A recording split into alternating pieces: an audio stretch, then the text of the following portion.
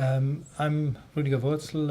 I'm professor for comparative European politics at the University of Hull, and I'm here to give a talk together with my colleague about ecological modernization of structurally disadvantaged cities. We're comparing Bremerhaven and Hull. Yeah, my name is Andy Jonas. I am a colleague of Rudy at the University of Hull. I teach human geography.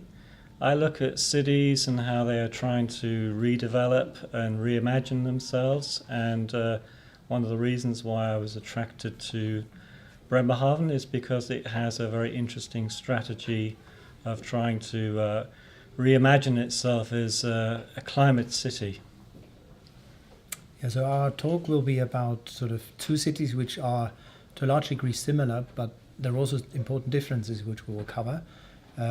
Climate change being sort of the most important aspect, but we will also touch on other broader ecological modernization, as we call it, sort of renewable strategies in both Bremerhaven and in Hull, and focus in particular on issues like offshore wind energy, but also other initiatives like the Klimastadt, the Klimastadtbüro that Bremerhaven has done, and of which there are quite a lot of initiatives. And in fact, we think that Bremerhaven, considering its size and its budget, its resources it has actually achieved quite a lot in that regard. When we started our research, we didn't expect to find quite as much.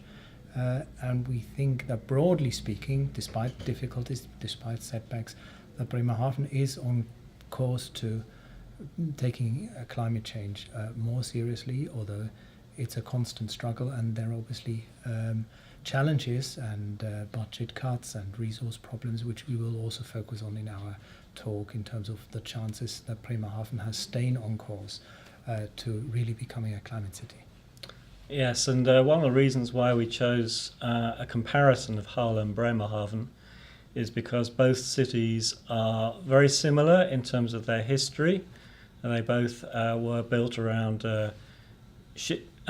fishing and the shipbuilding industry, but both have had quite a few problems due to the decline of those sectors, but they're now starting to reimagine themselves as different kinds of places due to attracting renewable energy. For example, Hull has attracted Siemens has built a large new offshore wind production factory in Hull, and Bremerhaven has been doing this for longer than Hull, and we thought it would be very interesting to compare those two cities because Hull may be able to learn some lessons from Bremerhaven, which I think we've managed to do that because we've had many people from Bremerhaven from the Klimastadt office have come to Hull, and we've been able to exchange ideas, and hopefully now we're able to take those ideas and think about how they can help what's going on in Hull and educate our students and our fellow academics about what's going on in Bremerhaven. So research like this is very good because it's sharing ideas between cities is really important, and making those comparisons, and that's one of the aims of this particular presentation.